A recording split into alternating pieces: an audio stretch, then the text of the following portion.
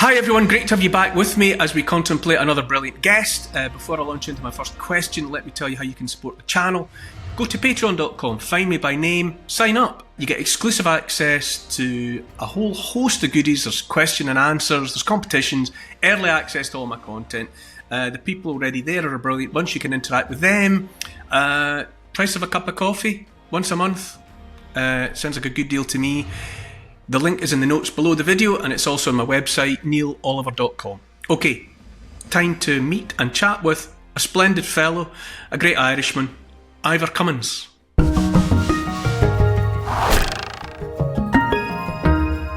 Time for an interview, a conversation with someone worth listening to, and that person today is Ivor Cummins.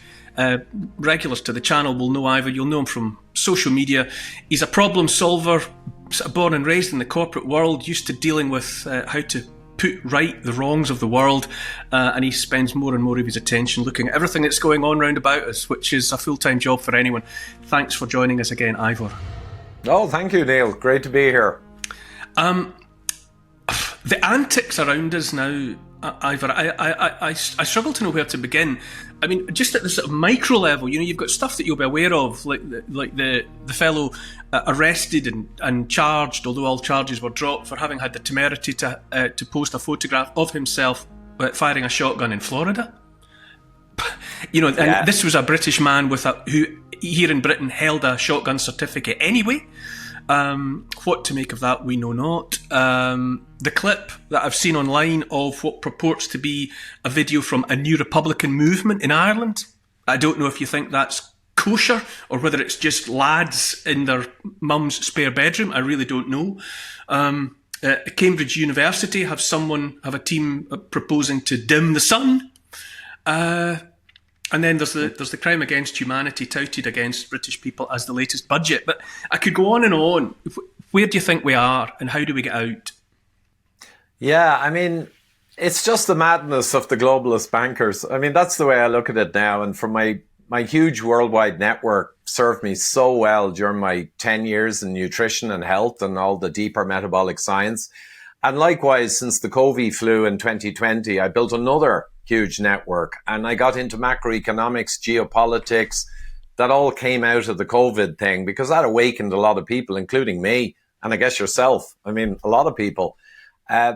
So I get a lot from my network and they send me stuff that's of interest. But I think the common theme of all the groups I'm in, and I mean the higher end groups, like private groups, I'm talking about high end economics people, hedge fund type people, technical kind of leader type people.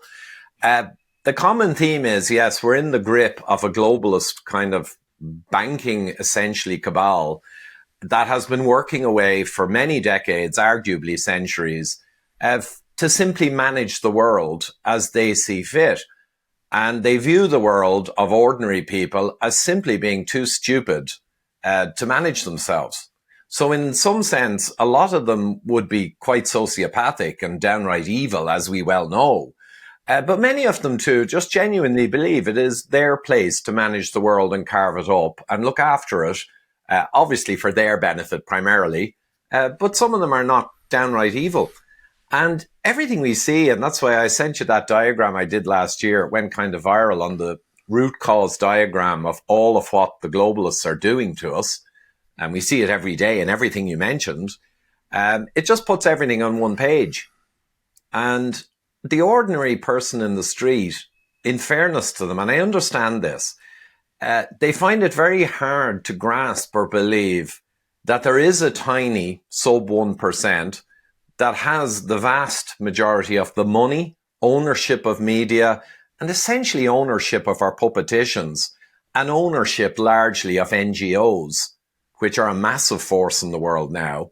And they have countless organizations where they all work together like a big band of kind of oligarchs. And they work together because they're frenemies or friends and they have common purpose to manage the world.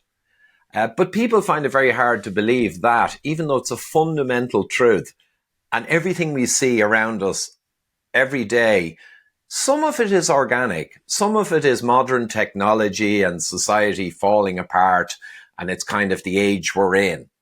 Some of it is, but most of it is orchestrated, largely from the top.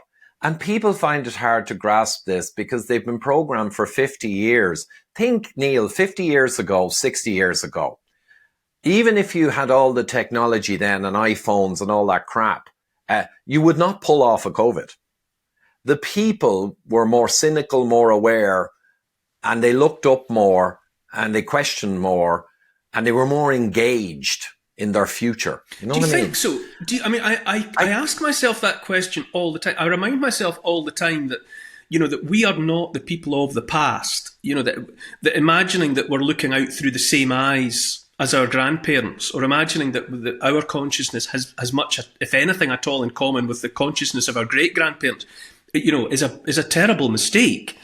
But you obviously, having thought about it at great length, you conclude that there was a time within living memory when people were better equipped to confront this kind of, MK Ultra brainwashing. Yeah, well, it's hard to tease out perfectly because a lot of the MK Ultra, and I mean the kind of American deep state characters taking over the Vatican, for instance. The CIA had a whole load of programs post-World War II where I think it's pretty much on the record now through freedom of information. They release stuff 60 years after it happened because they figure it's okay now to release it. And they had a load of operations, I believe, working with the Italian mafia and using crime money to fund projects with Vatican and other significant leaders, because they always want to capture leaders of large groups that kind of run the little people. It's much easier than trying to directly manage them. Just usurp and take over, churches and political movements and NGOs. It's an old thing. But yeah, so in the 50s and 60s post-war, a lot of the MK Ultra type stuff began to happen. So you could say it's mostly the fact that all of that has been going on for 40 or 50 years that has done it to us. But I think as well, Neil Howe's The Fourth Turning, I fundamentally believe in that kind of framework that after a fourth turning and a cataclysm like World War II, everybody got burned really badly. And the general consciousness of people all across Europe and the West, they'd been through a grueling kind of terrible experience and they saw the corruption and insanity that can come down from the leadership and what it can cause, like 50 million dead. It's a big deal. So I think everyone is quite focused on what the people up top are doing and they don't want to go through it again. But then you have their children and they hear a lot of stories, about it and they pick up a lot of that. But then their children, third generation, now they're thinking, that's airy-fairy in the past. And by the fourth generation, a lot of the older people have become corrupted and the younger people are kind of clueless. And I don't mean any disrespect to them because they've also been brainwashed through the school system. It's no coincidence that Rockefeller and Carnegie and the big moguls got heavily into education and, of course, medicine and pharmaceuticals. They were smart guys. They knew what would enable them to manage the populations into the future. So long-winded answer to a short question, but I think the people were really different and notably in the sense that they'd just been through a cataclysm and that made them sharper, more aware, more cynical and more distrusting. And it made them band more together and question their politicians and engage a bit more in politics. Last thing I'll say, honestly, my father, when he was 17, went to Sheffield to be a radio officer, the radio school there, I think Marconi And he was writing letters and his friend in their late teens from college in Sheffield back to the Irish Times, the paper of record, on the issues of the day. And they might have been a bit exceptional on the normal curve, but I think there was a lot of that going on, even with younger people. But look around now. I know you set a lot of store recently by this. Look, I've got it. The more, it's a doorstop apart from anything else. Tragedy and Hope, Carol Quigley. And I know that you set a lot of store by it. In as much as within it, it's a big read, but there's a user's manual for the mechanics of the way in which these organisations, whatever, be it the Club of Rome or Council for Foreign Relations or whatever, Bilderberg. But my problem with Quigley, before I sort of throw the floor open to you, is that he doesn't seem to have a problem with it, which I think is why he did what he did. He just lays out how it works, but broadly, I think he's in approval of that mindset of the necessity to get a grip on the reins and steer the mass of the lumpen proletariat in the right direction. Yeah, he did. And that makes him all the more fascinating and the book all the more valuable. So he was invited into the belly of the beast, if you will, into, quote, the network. So people often think globalists and, reptiles and all this. But at the end of the day, the name he used was the network, which I think is a good name because it gets right away from conspiracy. But he agreed with these super powerful, ultra rich and the Kissingers of this world and the movers and shakers and the Rockefellers and Rothschilds and all these people. A lot of them are banking for obvious reasons. But he agreed with them that the people are a bit stupid and they do need to be managed like cattle. So he did agree with them. The one thing he didn't agree with was the secrecy. Now, I believe they impressed upon him that secrecy was crucially important, that they wouldn't be able to do all their work with all their organizations, if the light was allowed in, because the people would notice and they wouldn't like it, obviously. And he didn't agree with that. He thought they should be doing what they're doing, but it should all be open. Most people won't take any notice anyway. So he personally strongly felt that it should not be secret. That was the one bit he didn't like. So he wrote the book, and he actually himself did honor some of their secrecy because he kind of buried throughout the book in a massive historical tome. He buried the gold, the juice, the real stuff. But it was so buried all along the way that when I speed read the book, the main tome, and I scanned through it, I didn't see much but a lot of history stuff. Pretty generic almost. Until I got Tragedy and Hope 101, JOEPLUMMER.com, and he wrote Tragedy and Hope 101. And that's a few hours read. And what he did was brilliant. He extracted the real stuff we need from Tragedy and Hope, and he wrote the book about that. He decoded it. One last thing before we go on. Tragedy and Hope, after a week, was pulled off the shelves by the publisher, the big tome. And when Quigley fought them over his copyright and asked for justification, they stonewalled him. And then they destroyed the plates that made the book. And they held his copyright. Now, bootleg copies came out and revised copies came out. You got to be really careful. Some copies are revised. Some of the gold has been taken out, right? But the amazing thing was the elites he was working with, within a week, even though he buried the dangerous truth in the book, buried it, the elites got onto the publisher, clicked their fingers, publisher rolled over like a dog and destroyed the plates, pulled the whole thing. So that'll tell you how important Tragedy and Hope is when they did that back then, whatever about in 2020. Are you? I swither between Tragedy and Hope. I feel I'm well aware of a very considerable presence around me of like minds, close at hand, some of them, but in the general atmosphere, and I feel hopeful about that. But I wonder if we have plateaued on the realization, because when I look at the things that I was listing at the beginning, the constant drip feed of things that are surely only designed to annoy, infuriate, and enrage. Bringing forward a budget like we've seen in the UK, and it's no sooner out than it becomes apparent that it was founded upon a lie about a £20 billion black hole. That was nonsense. And all the way through to little things, not little for the guy that was arrested for posting a picture of himself with a shotgun, but in the scheme of things. And I feel as if the population is being, or has been successfully stress tested to see just how much blatant outrage it will put up with. And I wonder if we have reached a kind of a ceiling, and that those that are angry now are the limit of it, and are they enough? Yeah, the $1 million question. I know that's a cliche.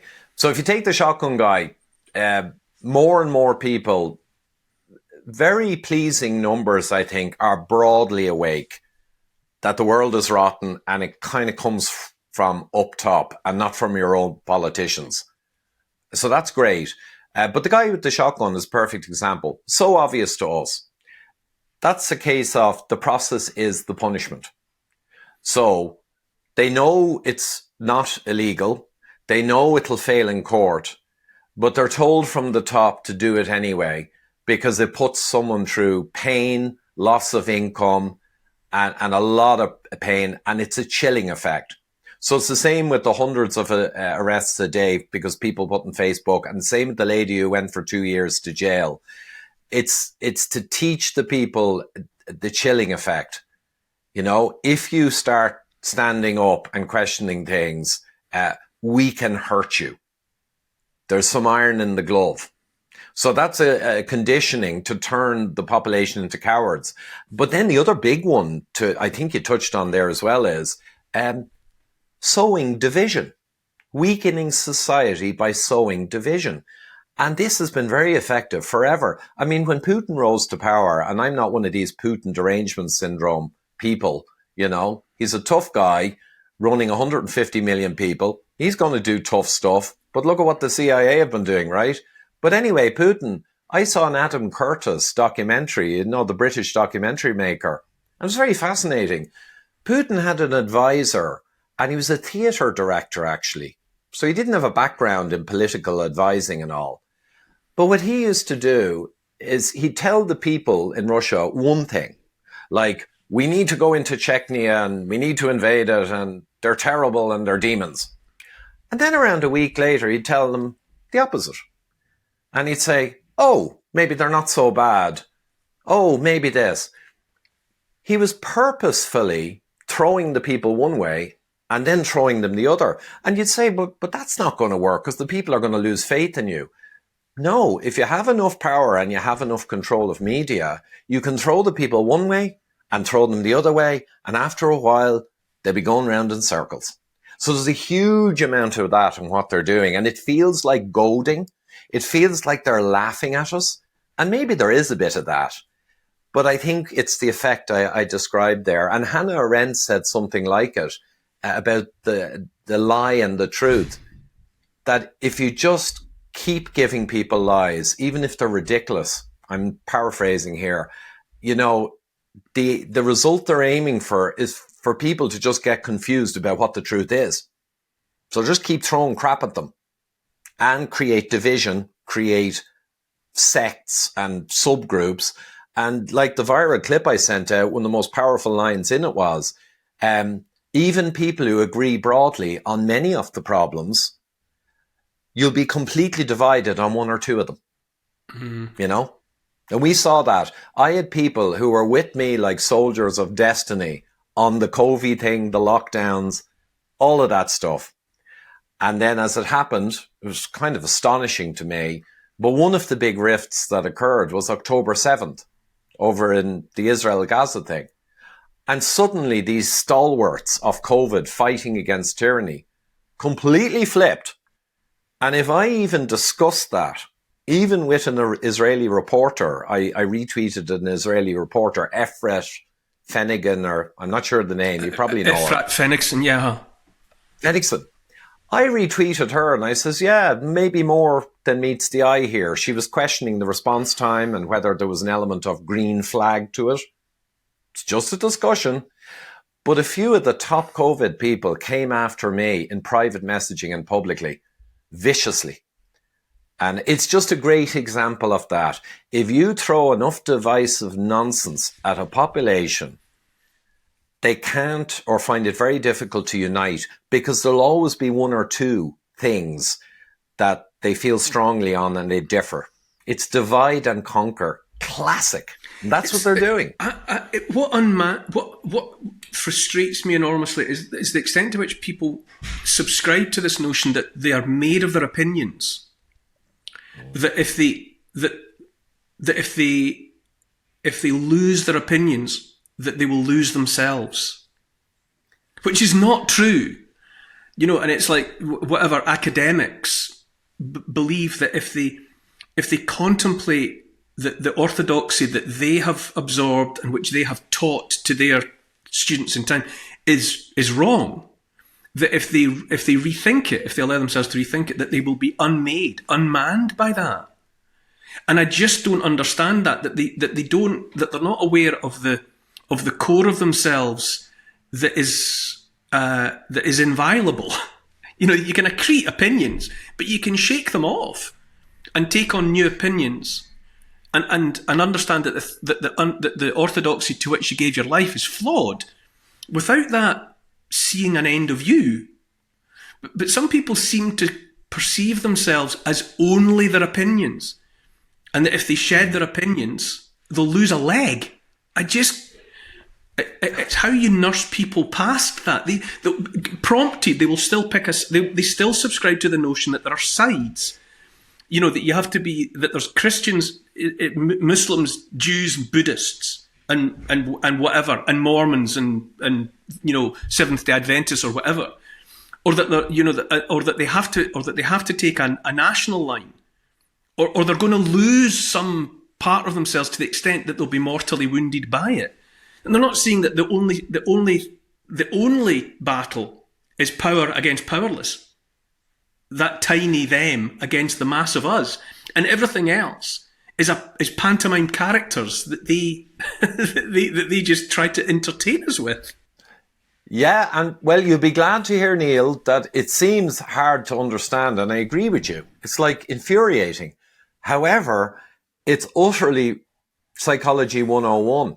So I was doing online workshops in mental strength and resilience and cognitive psychological science, and basically, over a few years, I pulled together the best of practical psychology. And one of my modules in that is around identity. And a few of the most important things in it, the top of my triangle, I kind of did a Maslow's triangle of Ivor's view in it, Ivor's integration of the mind, bit arrogant. But the top of my triangle, if you get through all the cognitive science and put all the tricks and tools in, the very top of the ultimate in my triangle is only measure yourself against the best that you can be and have self-actualization and understand yourself deeply and remove your cognitive biases. Takes a long time. But the other key thing is there's a module on identity. And another fundamental I say is identity, or identifying with anything other than you and what you have to offer the world and being the best you can be. Identifying with anything else other than that, your essence, is a disaster. And I actually say to them, it's no coincidence that identity politics have cursed us for decades, because we are being trained to essentially identify with our sex. I even gave that example. Imagine the important thing in your life is to identify with something as kind of bestial as sex. What interests you sexually, right? That doesn't matter. Whatever interests you sexually, fine. Knock yourself out, but don't go around and be an NGO and ram it down everyone's throats. That's insane. But we've taught the youth especially to identify with all of these nonsensical things. They may be real. They may be something that occurs to you. Hey, I like to be this type of person, or I'm interested in this kind of sex, right? But never identify yourself with it to the point that you feel strongly and you get all hand-wavy.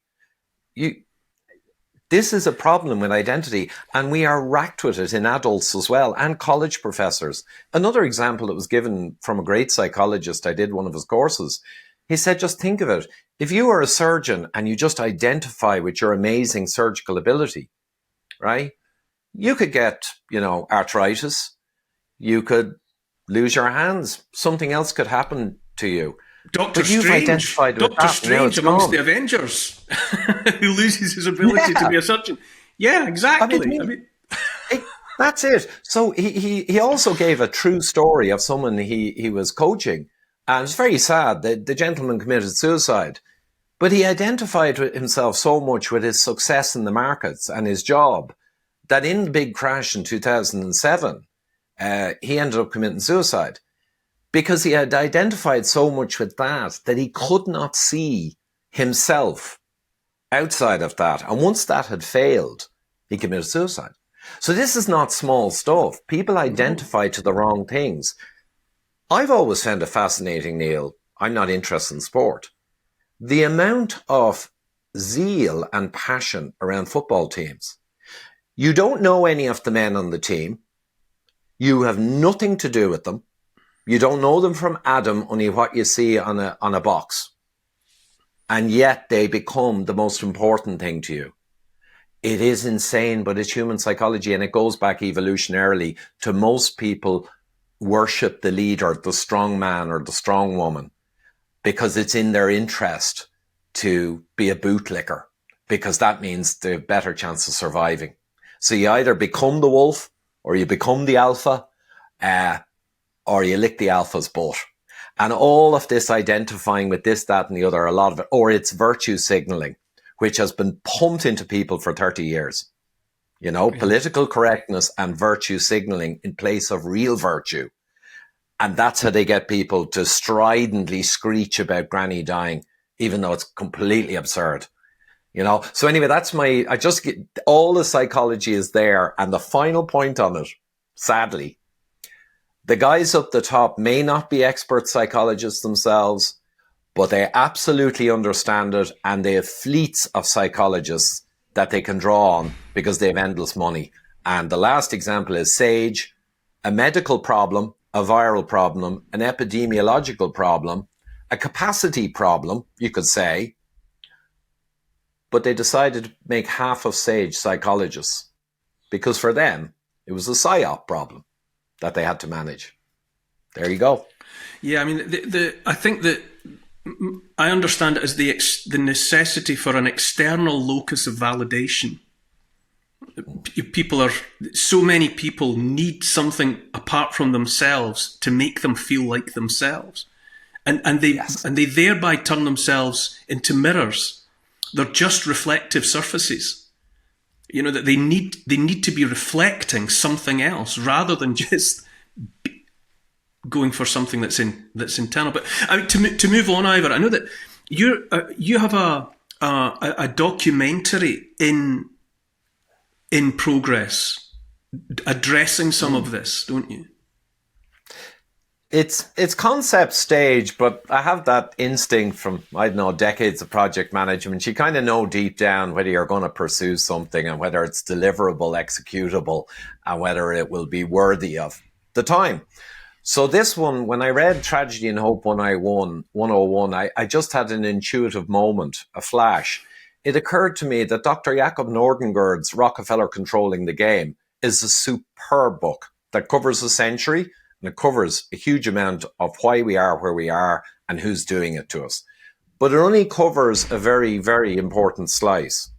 And then there are loads of other great books on myriad topics to do with these geopolitics, and they're fine. But Tragedy and Hope, it was like, for me, it hit me as a nexus, because this one was back in the 60s, which was a nexus. That's all the MK Ultra and everything's really hotting up. Rockefeller's Brothers Fund was 1958. They created on a whiteboard the climate and pandemic fear strategy back in the 50s. That's how long. And then they set up the Council of Foreign Relations and the Club of Rome and Bilderberg and WEF all in the late 60s, 70s, the IPCC then in the 90s. But the thing is, Tragedy and Hope revealed everything that was going on, how the world worked, and how it was going to be managed, and what was going to happen over the next decades. It's the story of how we got here and what we're dealing with. So I said, right. And the other thing was, it was written by a man who, as you said, Neil, written by a man who actually agreed with all of this madness.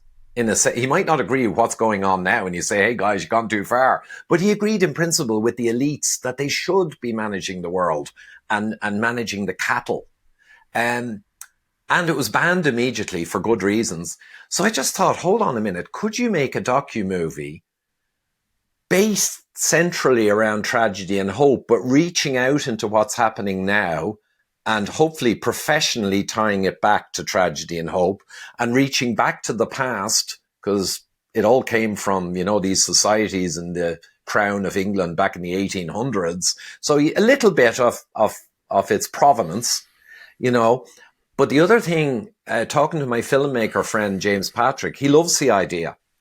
And we spent an hour and a half the other day on the phone, and we agreed, actually, it should have a protagonist. Because all the movies made, like Planet Lockdown and The Agenda, they're all talking heads, narrator, various video clips. They're great. And they're aimed largely at 50-something-year-olds who are awakening. But my concept was, what's happening now is really going to screw the youth. We'll get old, we'll die. But it's our children and our children's children who are going to be absolutely in dystopia if we don't beat this rap. And also, the youth now are really suffering. They can't buy houses in Ireland. They can't have families. You can't afford to. So they all have to emigrate, or huge numbers.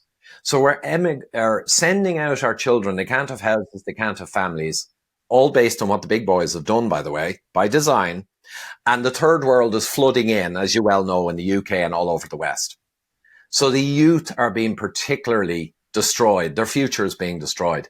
So I thought, well, if we're going to have a protagonist and a journey, a hero's journey, where we have an unresolved conflict at the start of the documentary, and then we have the hero's journey to understanding and to resolution and to resolve to do something about this. If we're going to have that journey, let's make it someone young, in their 20s maybe, So they were the two key things we're going to do different. We're going to have a hero's journey, like you should, not just me on the journey, which would have been the default, like the COVID Chronicles. And we're going to have the conflict at the start. What's going on? Why is my world being destroyed and my future? And a collage of all of what's happening. But then the person goes on a journey and through tragedy and hope understands why it's happening. And then at the end, the message of hope is, if we can all share and talk again and unite and talk about the most important thing in this century for the people who exist on this planet, the most important single thing to talk about is what we're talking about. So we get a large awareness of who's doing it, what the root cause is, and then we begin to push back on our puppeticians and we call them out. We see you. You're doing that because of those people. And actually, I know what's going on here. And if you get enough numbers of people who know what's going on, we saw it in Ireland. The Spoil the Vote campaign had our top puppeticians running around suddenly for the first time criticising mass migration. We got 300,000 spoiled votes. It made a mega mark and it shook the whole system. And we saw the same at water charges, where they tried to bring in the corporates many years ago and take over the water supply. The people marched, the people caused trouble, and all of those water meters they put in, billions of euro, are all left in the ground. They backed off. Do you know where I'm going? If there's enough awareness, that's the only thing in history that toppled scumbags like these, was group awareness got big enough that the bad guys began to pull their fangs in and retreat. I think fundamentally what's being attacked is continuity. I think Ireland, Britain, the British, England, Scotland, Wales, but I think Ireland's been. I think we've discussed before, because everyone around the world knows what Irish is. It's one of the most identifiable identities you could possibly contemplate. And that it would appear to be an objective to say, well, if we can unpick Irishness, we can unpick anything. We can throw away anything, because it's continuity It's memory. It's people generation after generation really being in place. I think one of the great successes of the clearances in Scotland, in the Highlands and in the Lowlands, and the product of the so-called famine in Ireland in the middle of the 19th century, apart from loss of life, was it drove people away from where they had always been. Those that could left, and that continuity of memory, of place, of story was ruptured. And that happened courtesy of the clearances as well. People that had always been in place, they were where their grandparents and great-grandparents had always been, and they remembered, they knew the landscape, they told each other the same stories. And I think what these malevolent forces always seek is to rupture that continuity, which I think is why we see such an intensity of destructive behaviour being imposed upon the Irish, to the extent that Sinn Féin is even on board with it, which would have seemed inconceivable. 20 years ago, you'd have thought there was no way you would get Sinn Féin on board with what's happening to Ireland, and yet here we are. And I think something that's terribly important in terms of hope is to remind people of the validity and the value of place and memory and continuity, because those things were made to seem antiquated and anachronous as of the past, and yet they are the future. They absolutely are the future. If you forget your past and your history and your culture, you have no future. And hence, that's why it is a major, major branch of their strategy is to erase the past. And to be honest, the playbook they use, there's only one playbook for tyranny and totalitarianism, and it's largely speaking the collectivist playbook. So whether it's fascism with a collectivism run by the state, or if it's communism, I think it was, I forget her name. She said, communism, fascism are one and the same. They're both based on the fundamental principle that the individual is the valueless pawn of the state. And I mean, communism and are just two bullies fighting over the same turf. So that's huge, Ivor. That accepting that, you talk about identity politics. You either accept that if in fascism it's all about the nation, which is a ruse, and in communism it's all about the worker, and it's just a ruse. The same people, exactly the same people, use fascism or communism to take control of whatever the means of production. To take advantage of people's effort. To centralise. It's all about centralising control. And people actually went to war, fascists against communists. It's absolutely insane. And if people could grasp that, if they could just grasp the extent to which the faux battle between communism and fascism absolutely illustrated the pantomime of what has been imposed on us. It's complete nonsense. And I used to believe as well, communism is left and fascism is right. But it's exactly as you say.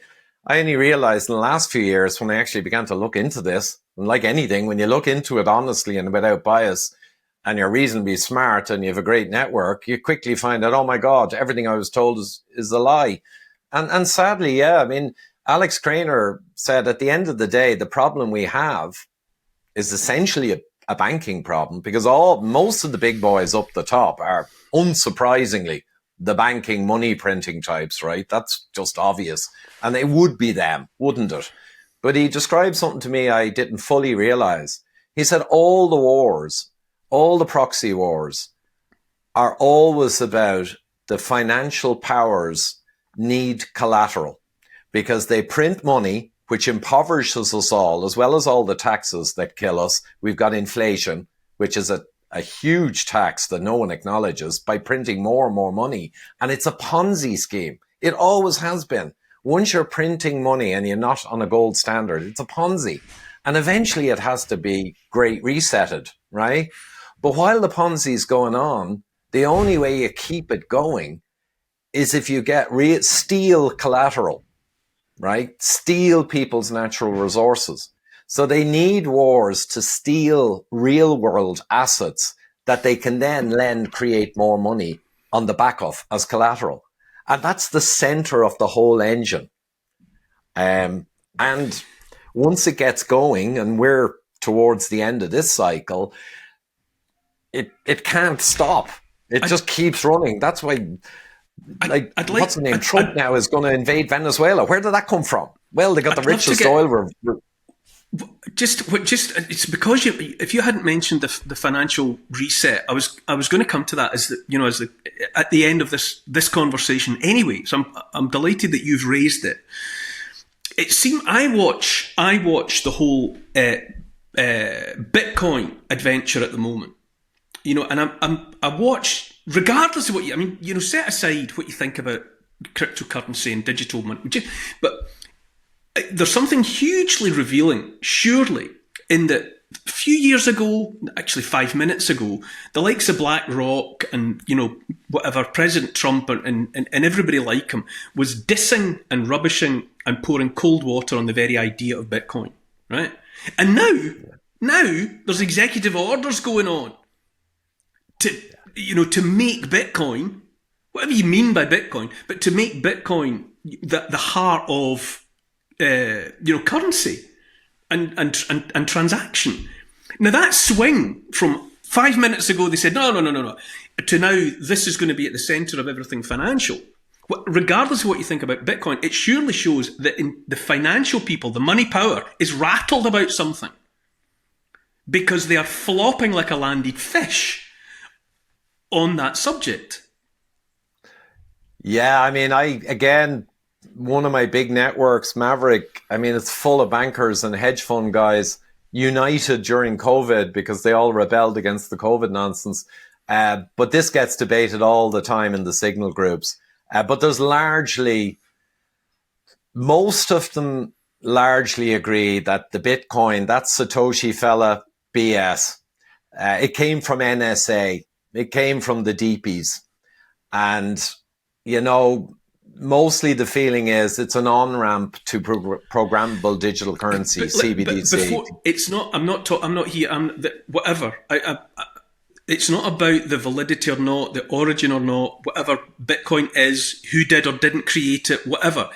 What I mean is, what it seems to me revealing is the fact that the same massive powers that 5 minutes ago were saying what they were saying have now flipped through 180 degrees. Now that simply, they can't credibly be doing that without at the same time, I would argue, simultaneously revealing that there's something going on in the financial realm that they don't actually control in a way that they haven't lacked control in the past. Clearly, for centuries at least, if not more, they have fundamentally had control of something. This flip-flopping, regardless, doesn't matter what Bitcoin is. It could be you could whatever, unicorns. The flip from absolute nonsense to this is at the heart of everything in the future says to me that they are not in control of something existential as far as they're concerned. Yeah, and there is something. The absolutely unfixable ballooning debt, they're in trouble and they're losing the hegemony of the dollar and the bonds that were bought up big time. You look at Japan's purchase of US sovereign debt bonds, right? Coming down, down, down. China is divesting hugely. The BRICS are getting together, talking about a gold-backed kind of currency or commodities-backed currency. And the BRICS now are half the world's GDP. And you can no longer go over and just have a little war and put in your puppet. You try doing that with China. They tried doing it with Russia. Hey, how did that work out? Not so good. So now you've got these huge forces, the hegemony of the petrodollar that America held might, military and the petrodollar. I mean, look what happened when Gaddafi tried to go to a gold standard, right? And keep the central banks out. He ended up on the end of a scaffolding pole, yeah. They all do, right? One of the last ones surviving is Iran. So, of course, there's a load of heat in Iran as well. But the point really is, as the dollar's hegemony begins to fail, I mean, it's still the world's reserve currency. It's not going to fail overnight. It's going to be long and slow. But the debt is going through the stratosphere. the bonds are being bought less and less as China and the BRICS and people with a brain go to gold and silver and real assets, right?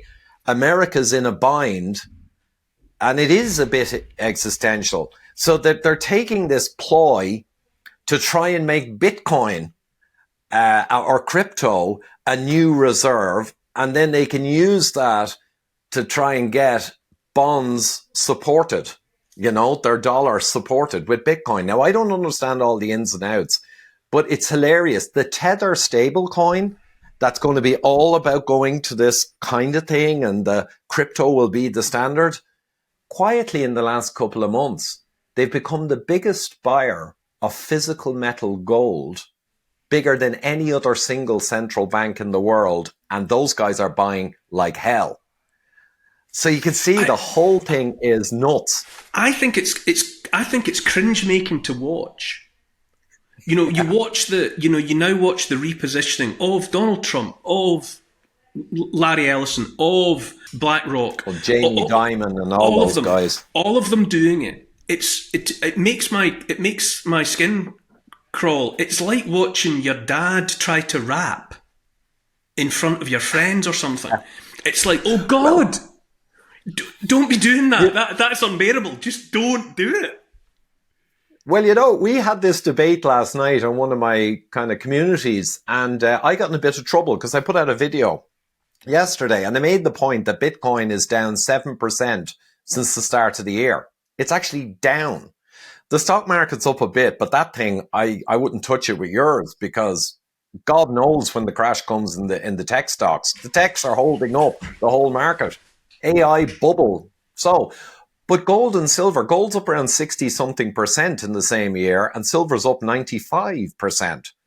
So Bitcoin did rise stratospherically, and gold and silver bumbled along. But now things are shifting. We see it with the BRICS as well. But in the debate, it occurred to me, because we had pro-Bitcoin people there, and I'm not against it. I mean, it made huge gains. I'm concerned about it. That's all. And if it drops down to a certain point I have in my mind, I might get a bit more. However, it occurred to me a point that wasn't a technical point. They were all arguing technical points, financial. And a point occurred to me, and I wrote it in, and people liked it. And they said, actually, I'll tell you what they said.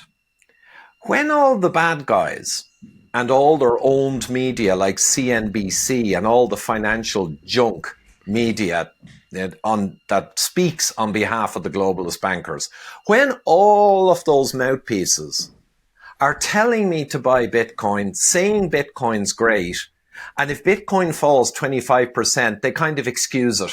Oh, don't worry about it. Right? They're doing that. They're telling me to buy that. The bad guys. And at the same time, the bad guys, like the other day, what's his name? Larry Fink came out and he said, oh, people who buy gold are just doomers and they're financially insecure in their heads. So they're telling me not to buy physical gold. It's watching Dad rap. Don't buy gold. Uh-huh. It's excruciating to watch. But I say to myself, how can it not be the case, given what we know from Tragedy and Hope onwards and the propaganda and psyops, if they're all telling me to buy X and they're all telling me, oh, don't buy Y, I'd nearly buy Y just based on that alone. Oh, absolutely. But I come back to that. Bitcoin, right? Now, Bitcoin's supposed to be digital money. It's supposed to. It was heralded as something that was going to be about microtransactions. You'd be able to buy a cup of coffee with it. It would be you would just use it in that way, but it would be decentralized. You wouldn't be going through the third party of whatever, a bank or a government. You would just transact peer to peer, decentralized, and all the rest of it. Now, BTC has never been that, and now Donald Trump was out there singing the song of BTC the other day, saying, "What have we learned from the Bitcoiners? Never sell your Bitcoin." And so this imagined concept, BTC, store of value, is not at all what it was supposed to be. And now they're saying, well, it was never really meant to be that. It was always just to be a store of value. And as you say, they're now saying, oh, well, or there's certain voices saying, never mind gold, never mind silver, this is your store of value. But you're only missing one thing, I think, Neil. You see, Bitcoin is kind of Rev 1, but Rev 2 will do all of that stuff. And you know what it's called? CBDC. Yeah. I don't know, but I worry. Who's going to be an early adopter of that Ponzi scheme? Yeah. Gimme now. I am concerned, and I know the Bitcoin maximalists will not like me saying it, but I'm honest, as always. It concerns me its provenance and where it came from. It concerns me that it was all the rebels thing and the libertarians thing, and like you said, transact anywhere, which it can do. You can bring, with 20 words in your head, you can bring money across borders currently. And it concerns me, though, that the bad guys are all over it now. And it concerns me that in the future, laws may come in that will miraculously be supported by all countries' leaders. Like, all thinking together. Magically, like COVID measures, right? They'll all decide that there's criminality going on with Bitcoin and you need to declare it. And it needs to be taxed. But not yet. Because right now, they're pushing it. But I worry the day will come where you'll be up to your neck in regulations and laws. And it may coincide with the CBDC being available. To me, I mean, if BlackRock and Donald Trump are saying BTC is the future, do you need letters set on fire any taller saying don't go anywhere near this? Do you know what I mean? If that's what I'm saying, that is if Donald Trump and BlackRock and the rest of it trumpeting, BTC, to me is nature's way of saying don't touch. It's like the changing colours on a deadly jellyfish. You just don't go near that. The stripes on a wasp. Danger. Well, look, and to the Bitcoin maxis, who would buy a second-hand car from this man? Yeah. I mean, to the Bitcoin maxis out there, again, I'm not dissing Bitcoin. I got criticized for an us and them, gold, silver versus Bitcoin in my video yesterday because I went through the numbers and I told people what I thought.